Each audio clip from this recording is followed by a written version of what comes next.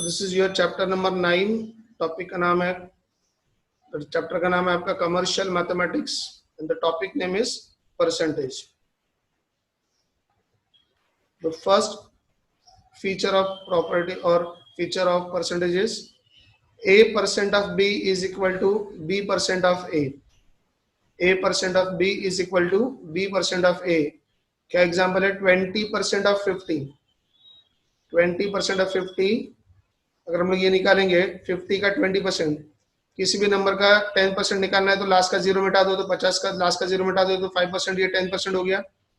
10 का डबल 20, तो 5 का डबल 10, तो 50 का 20% दैट कम्स टू 10 एंड 50 का 50% ऑफ 20 का निकालेंगे 50%, मतलब आधा करेंगे तो 20 का आधा कितना होगा? 10। तो हम लोग ये लिख सकते हैं कि 20% of 50 is equal to 50% of 20। क्या लिख सकते हैं? 20% of 50 is equal to 50% of 20। 20% of 50 is equal to 50% of 20। फिर से एक बार समझने के लिए विल टेक एग्जांपल।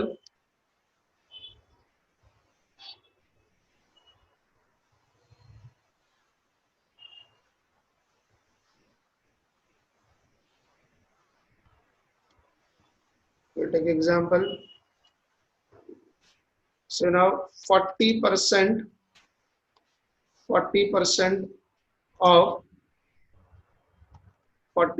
of 50, अगर ये है तो हमारा आंसर क्या होना चाहिए? Must be equal to 50% of 40। ये प्रूव होना चाहिए। 40% of 50 must be equal to 50% of 40। That is what we are saying, right? तो सबसे पहले हमको क्या करना है? यहाँ पर 40% निकालना है। किसका? 50 का। 40% 50 का कैसे निकालते हैं? किसी भी नंबर का लास्ट का जीरो मिटा दो, तो 50 का लास्ट का जीरो मिटा दोगे तो 5 बचेगा, ये 10% है, तो 50 का 10% 5 हो गया। 40% मतलब 4 टाइम्स करना है, तो 5 का 4 टाइम्स मतलब कितना होगा? 20 हो जाएगा। इसका आपका आंसर आ जाएगा 20।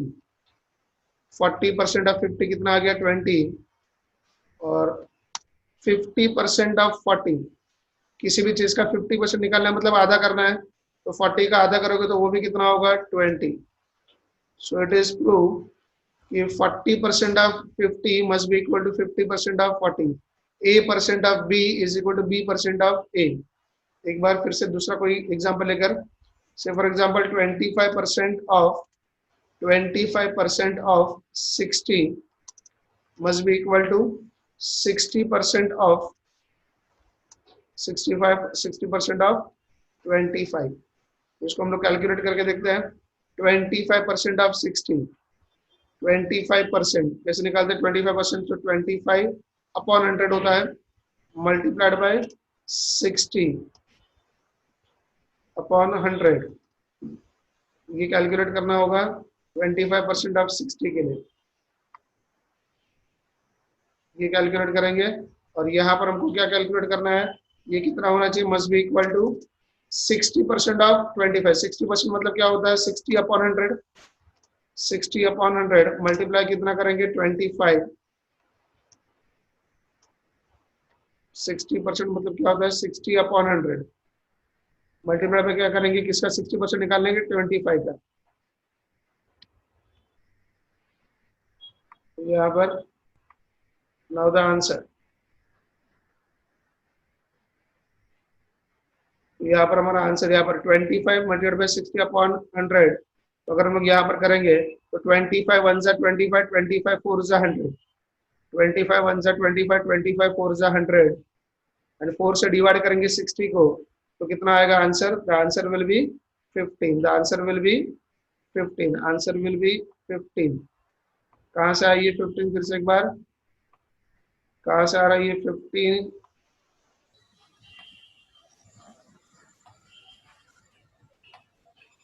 तो यहाँ पर 25 1 से 25, 25 4 जा 100, 4 से डिवाइड करेंगे 60 को, तो आंसर आएगा 15।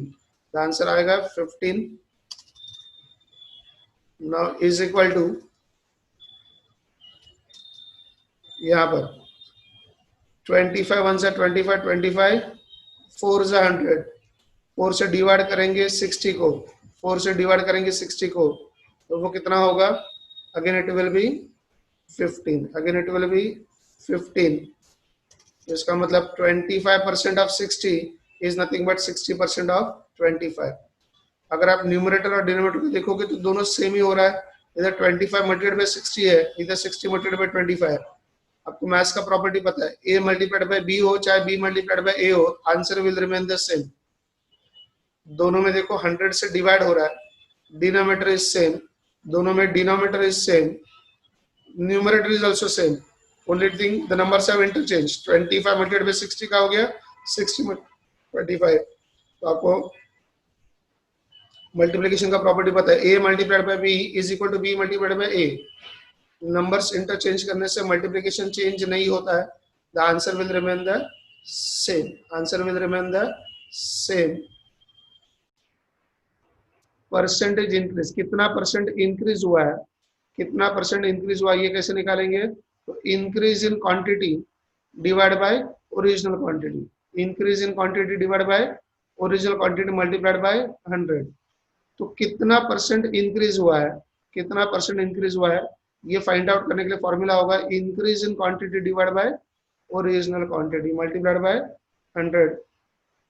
देखते हैं एक example.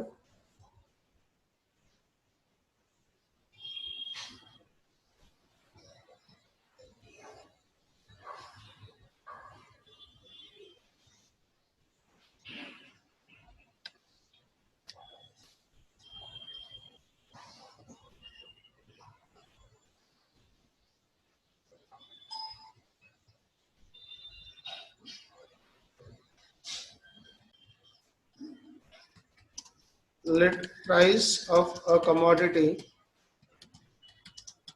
is rupees 100. Let price of a commodity is 100, that is original price. Original price of a commodity is rupees 100, which is increased to rupees 130। तो ओरिजिनल प्राइस किसी कमोडिटी का 100 रुपया था, विच इज इंक्रीज टू, वो बढ़ गया, कितना हो गया? 130 हो गया, कितना हो गया? 130 हो गया। देयरफॉर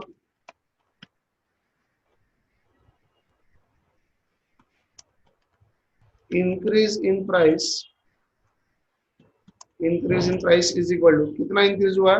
130 माइनस 100, तो कितना इंक्रीज हुआ? रुपीज 30, 30 रुपया इंक्रीज हुआ, 30 रुपीज इंक्रीज हुआ, कितना इंक्रीज हुआ? 30 रुपीज हुआ। Percentage, percentage increase, percentage increase in price is equal to, percentage increase in price is equal to increase in price, increase in price divided by original price multiplied by 100।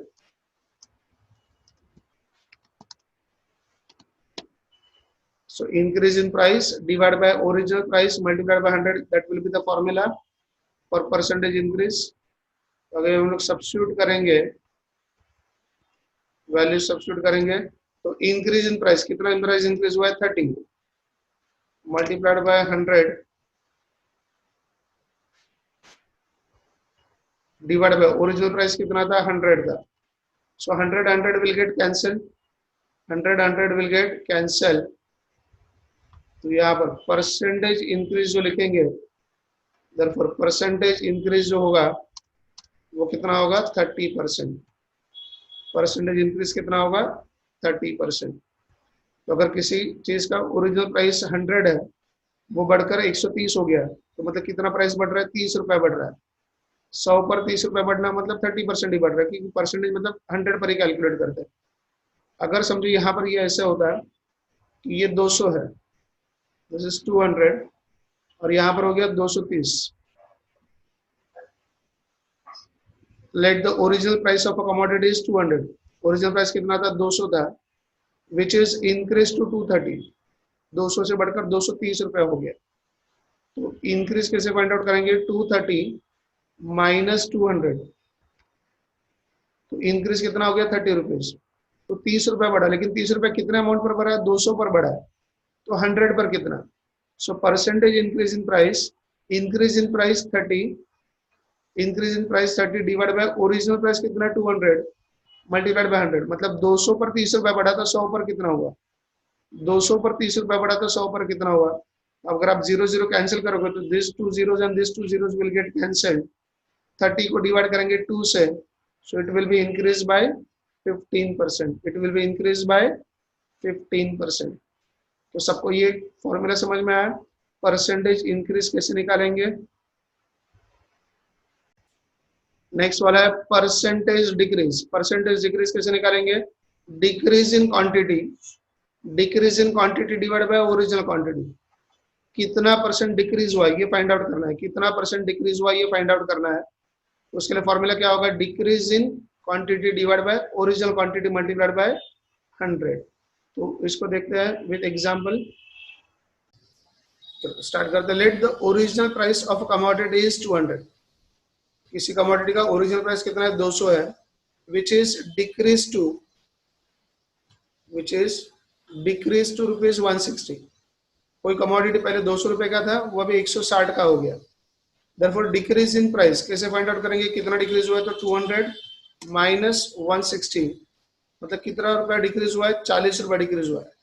लेकिन 40 रुपए कितने amount पर कम हुआ है, 200 रुपए पर कम हुआ। We have to find out the percentage decrease, तो 100 रुपए पर कितना हुआ, 200 रुपए पर 40 कम हुआ। तो आप ओरली का बता सकते हो, 200 पर 40 तो 100 पर आधा, मतलब 20% कम हो गया। तो ये फॉर्मूले से कैसे फाइंड आउट करेंगे, percentage decrease in price is equal to decrease in price divide by original price multiplied by 100। So decrease in price कितना है, 40 है, डिक्रीज इन प्राइस कितना है 40 डिवाइड बाय 200 मल्टीप्लाइड बाय 100। तो लास्ट के दो जीरोस कैंसिल करोगे, ये जीरो जीरो कैंसिल हो गया, तो 40 divide by 2, 40 divide by 2, the answer is 20%, the answer is 20%। यहाँ पर एक बार फिर से, किसी चीज का ओरिजिनल कमोडिटी, ओरिजिनल प्राइस है कमोडिटी का 200 रुपया, जो डिक्रीज होकर 160 हो गया, तो इसका मतलब कितना प्राइस कम हो रहा है, 40 रुपए कम हो रहा है। लेकिन 40 रुपए किस पर कम हो रहा है, 200 रुपए पर हो रहा है। We have to find out कि 100 पर कितना कम हुआ, we have to find out the percentage. 200 रुपए पर 40 कम हुआ तो 100 रुपए पर कितना हुआ, that means we have to find out the percentage decrease in price. Formula होगा decrease in price divide by original price. Decrease in price कितना है, 40, ओरिजिनल प्राइस 200, तो ये कितना परसेंट डिक्रीज हुआ है, 20%। Hope you must have understood this formula for decrease. Third is to increase a number by x%, multiply it by 100 plus x divide by 100। इसको मैं number में डालकर बताता हूं तो कैसे होगा, to increase a number by 20%, किसी नंबर को 20% इंक्रीज करना है, किसी नंबर को 20% इंक्रीज करना है, मतलब ही उसका कितना कैलकुलेट करना है, 100 प्लस 20 दैट इज 120% कैलकुलेट करना है।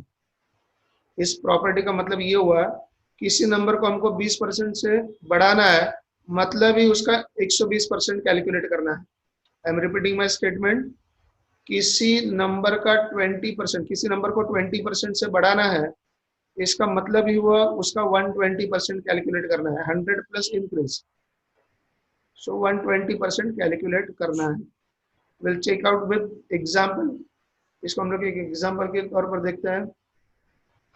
यहाँ पर if a price of a commodity has increased by 20%, if a price of a commodity has increased by 20%, then what will be the revised price for a commodity whose original price was 500। तो कैसे calculate करेंगे, देखो original price 500 है, कितना percent बढ़ गया, 20%, 20% से बढ़ गया 500 रुपए का, तो 500 का पहले 20% निकालेंगे, 500 मल्टीप्लाइड बाय 20%, तो 0 0 0 0 cancel, 50 multiplied by 2 that is 100, मतलब 500 रुपए का प्राइस 100 रुपए से बढ़ गया, तो हमारा नया प्राइस रिवाइज प्राइस कितना होगा, 500 प्लस 100 रुपए से बढ़ गया, मतलब 600 हो गया। तो 500 का प्राइस 600 हो गया 20% बढ़ने से। अभी 20% बढ़ाना है, मतलब ही 120% करना है, मतलब आप ये डायरेक्टली आंसर, ये 3 स्टेप का आंसर आप एक ही स्टेप में निकाल सकते हो। Revise price is equal to 500 का 120%, 100 प्लस 20% से बढ़ गया है, इसलिए 100 प्लस 20% मतलब 120%। तो 500 का 120% निकालोगे, 0 0 0 0 कैंसिल, 12 5 60 एंड 0 दैट इज 600। मतलब अब ये 3 स्टेप में आंसर निकालने के बजाय एक ही स्टेप में आंसर निकाल सकते हो यहाँ पर। फिर से एक बार, किसी कमोडिटी का प्राइस 20% बढ़ गया है, जिसका ओरिजिनल प्राइस 500 था, उसका न्यू प्राइस कितना होगा, रिवाइज प्राइस कितना होगा। ओरिजिनल प्राइस 500 था, जिसका 20% बढ़ गया, तो 500 का 20%, 500 का 20%, 0 0 कैंसिल करते हो तो आपका आंसर आता है 100। 50 मल्टीप्लाइड बाय 2 दैट इज 100। तो 500 रुपये ओरिजिनल प्राइस बढ़ गया 100 रुपये, मतलब हो गया 600 रुपये। ये निकालने का सिंपल तरीका है कि 20% बढ़ गया मतलब वो 120% हो गया। तो 500 का 120%, 120% मतलब 120/100। 120% क्यों आया, 20% बढ़ गया, 100 पर 20 बढ़ गया मतलब 120 हो गया। 20% का मतलब होता है 100 पर 20 बढ़ गया मतलब 120% हो गया। तो 500 का 120% निकालोगे डायरेक्ट, तो आपका डायरेक्ट आंसर आ जाएगा 600। देखो अभी एग्जैक्टली रिवर्स है। To decrease a number x% multiplied by 100 minus x/100। किसी नंबर को 20% से कम करना है, मतलब उसका 80% निकालना है। देखो इस लाइन को ध्यान से, to decrease the number by x%, so decrease the number by x% multiplied by 100 minus x, मतलब किसी नंबर को 20% से कम करना है, किसी नंबर को 20% से कम करना है, मतलब उसका कितना परसेंट निकालना है, 80% निकालना है। कितना परसेंट निकालना है, 80% निकालना है। 100 minus 20 that is 80%। Will check it this with the example.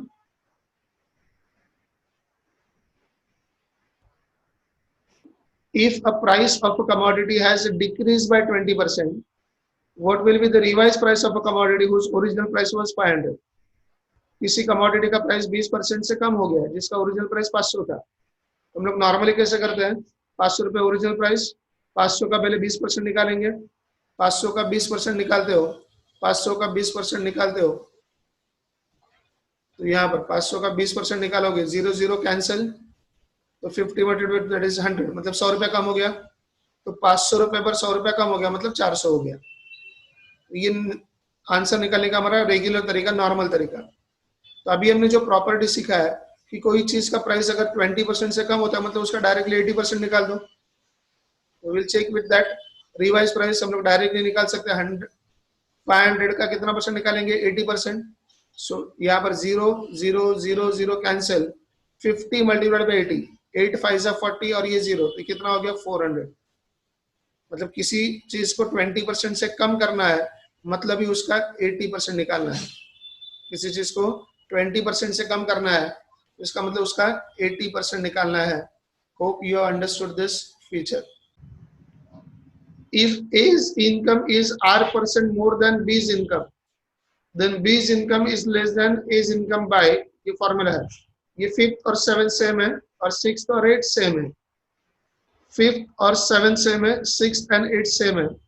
पहले 5th वाले को देखते हैं ध्यान से। If A's income is R% more than B's income, समझो R यहाँ पर 20% है, तो ये लाइन मेरा ऐसा हुआ, A का इनकम बी के इनकम से 20% ज्यादा है, ए का इनकम बी के इनकम से 20% ज्यादा है, तो बी का इनकम ए की इनकम से कितना कम होगा, कितना परसेंट कम होगा, तो ये फॉर्मूला है। तो फॉर्मूला क्या होगा, 20 divide by 100 plus 20 multiplied by 100, इतना परसेंट कम होना चाहिए। फिर से एक बार, if A's income is R% more than B's income, A का इनकम समझो 25% ज्यादा है बी के इनकम से, ए का इनकम 25% से ज्यादा है बी के इनकम से, तो बी का इनकम ए के इनकम से कितना परसेंट कम है, ये कैलकुलेट करने का डायरेक्ट फॉर्मूला। अभी हम लोग इसको दोनों तरह से सॉल्व करेंगे, नॉर्मल तरीके से, और ये डायरेक्ट फॉर्मूला उतना ही आंसर देता है कि नहीं हम लोग फाइंड आउट करेंगे। डायरेक्ट आंसर इतना ही फॉर्मूला देता है कि कैलकुलेट करेंगे। तो देखते हैं यहाँ पर उसका प्रॉपर्टी।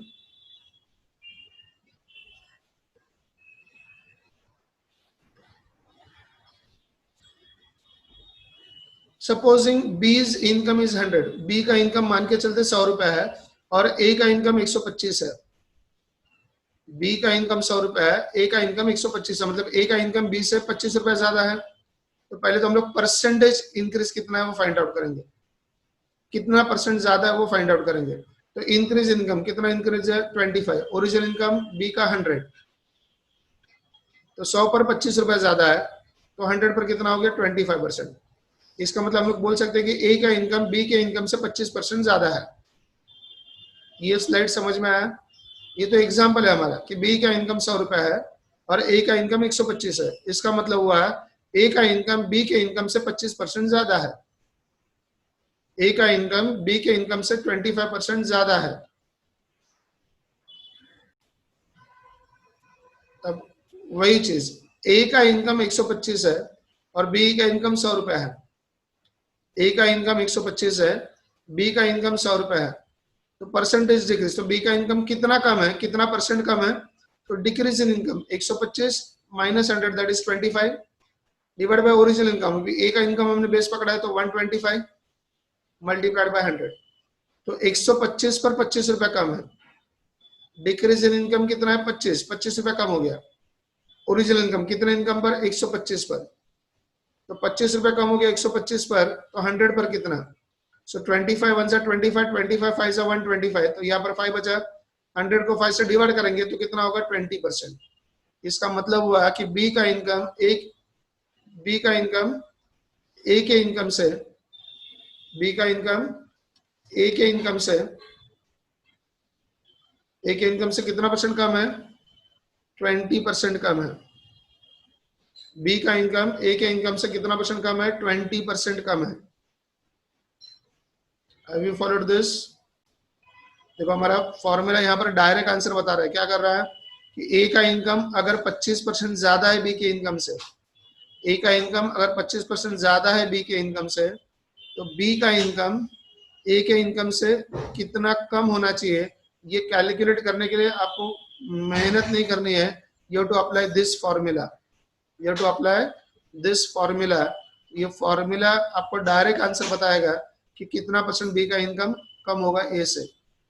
ये फॉर्मूला अगर हम लोग अप्लाई करते हैं, तो बताओ मुझे यहाँ पर फॉर्मूला अगर हम लोग अप्लाई करते हैं तो हमारा आंसर कैसे आएगा, आर कितना परसेंट ज्यादा था 25%, ए का इनकम बी के इनकम से कितना ज्यादा है 25%, तो 25 आर का आ गया वैल्यू 25 मल्टीप्लाइड बाय 100 करना है, सो मल्टीप्लाइड बाय 100 डिवाइड बाय क्या करना है 100 प्लस आर, तो 100 प्लस 25 मतलब कितना होगा 125, मतलब कितना होगा 125,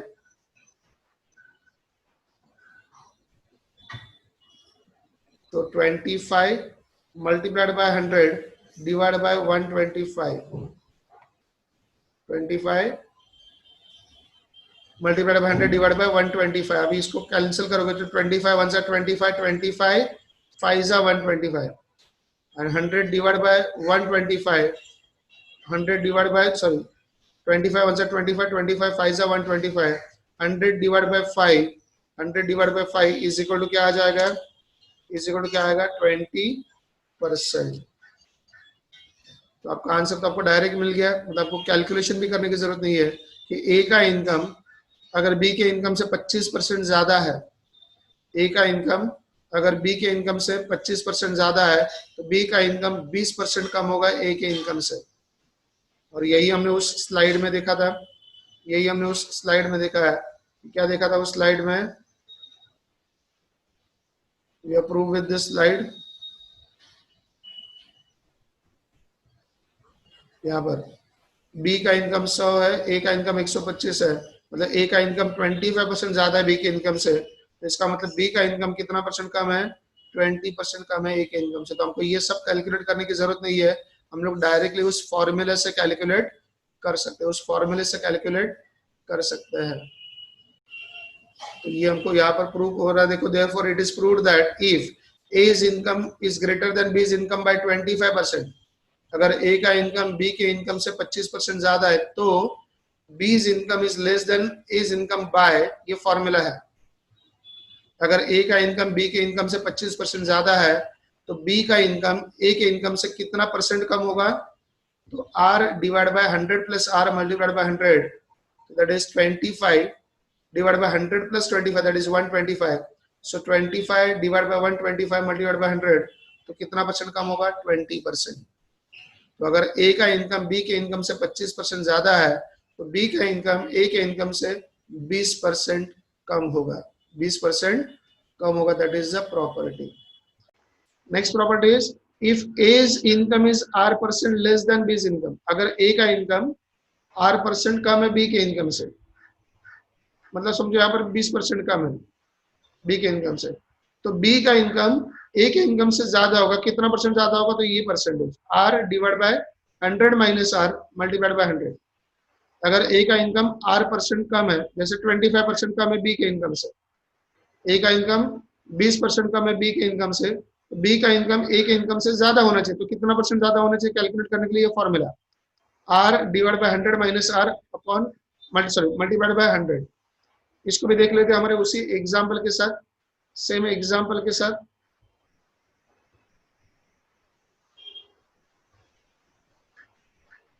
अब देखते हैं वही बी का इनकम ए के इनकम से 20% कम है, ये हमने देखा था एग्जाम्पल में हमारे, यहाँ पर हमारा एग्जाम्पल हमने जो देखा था, यहाँ पर एग्जाम्पल हमने देखा था, इसमें क्या लिखा है कि बी का इनकम ए के इनकम से 20% कम है, बी का इनकम ए के इनकम से 20% कम है। हम लोग इस लाइन को लेकर आगे चलते हैं। तो बी का इनकम अगर ए के इनकम से 20% कम है, तो इसका मतलब ए का इनकम बी के इनकम से, ए का इनकम बी के इनकम से ज्यादा होना चाहिए, और वो कितना परसेंट ज्यादा होना चाहिए ये कैलकुलेट करने के लिए formula R divide by 100 minus R, R कितना है 20% है, सो 20 divide by 100 minus 20 that is 100 minus 20 that is 80, so 20 divide bye 80, 21 से 20, 24 से 80, 100 को 4 से डिवाइड करोगे तो क्या होगा 25%। मतलब आपको ये फॉर्मूला डायरेक्ट आंसर देता है कि बी का इनकम अगर ए के इनकम से 20% कम है तो ए का इनकम बी के इनकम से 25% ज्यादा होना चाहिए। बी का इनकम ए के इनकम से अगर 20% कम है तो ए का इनकम बी के इनकम से 25% ज्यादा होना चाहिए, और ये कैलकुलेट करने के लिए ये direct formula R divide by 100 minus R multiplied by 100। B का इनकम अगर 20% से कम है ए के इनकम से, तो इसका मतलब हुआ कि ए का इनकम बी के इनकम से 25% ज्यादा है। ये तो हमने एग्जाम्पल लेकर ही प्रूव किया था यहाँ पर, बी का इनकम अगर ए का इनकम 25% ज्यादा है बी के इनकम से, तो बी का इनकम 20% से कम है ए के इनकम से। ये तो हमने पहले से देखा था एग्जाम्पल में। तो ये आप डायरेक्टली आंसर कैलकुलेट कर सकते हो कि अगर बी का इनकम ए के इनकम से 20% कम है तो ए का इनकम बी के इनकम से कितना ज्यादा होना चाहिए 25% by applying this formula.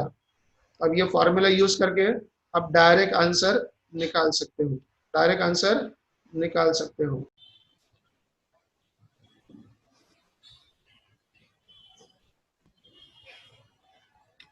So now this will explain the 7th, 8 वाला सेम है, जैसे 7th वाला ये 5th वाले की तरह ही है, वैसे 8 वाला जो है वो 6 की तरह ही है। अब इस 7th के फॉर्मूले को ध्यान से देखो, आपको ये 5th वाला ही फॉर्मूला दिखाई देगा। चेंज किया R की जगह पर X, यहाँ पर R X 100 plus R that is 100 plus X multiplied by 100, so formula is same. अब फॉर्मूला क्या कहता है वो देखो ध्यान से, if price of a commodity increase by X%, then to keep the expenses same, तो खर्चा सेम रखने के लिए हमारा कंजम्पशन रिड्यूस होना चाहिए इतने परसेंट से। अगर एक चीज का प्राइस बढ़ रहा है, मतलब एक चीज बढ़ रहा है तो दूसरा चीज कम होना चाहिए, तो ये हमारा खर्चा सेम रहेगा। अगर प्राइस बढ़ रहा है तो हमारा कंजम्पशन क्वांटिटी कम होना चाहिए, तो खर्चा सेम होगा। तो वो क्वांटिटी कितना परसेंट से कम होना चाहिए ये कैलकुलेट करने के लिए फॉर्मूला, तो यहाँ पर देखो प्राइस बढ़ रहा है तो इसलिए ऐड करेंगे, और जब प्राइस कम हो रहा है तो यहाँ पर ये माइनस करेंगे। प्राइस जब बढ़ रहा है तो उसको ऐड करेंगे, प्राइस जब कम हो रहा है उसको क्या करेंगे, माइनस करेंगे। ये 7वां प्रॉपर्टी हम लोग देखते हैं विद एग्जांपल।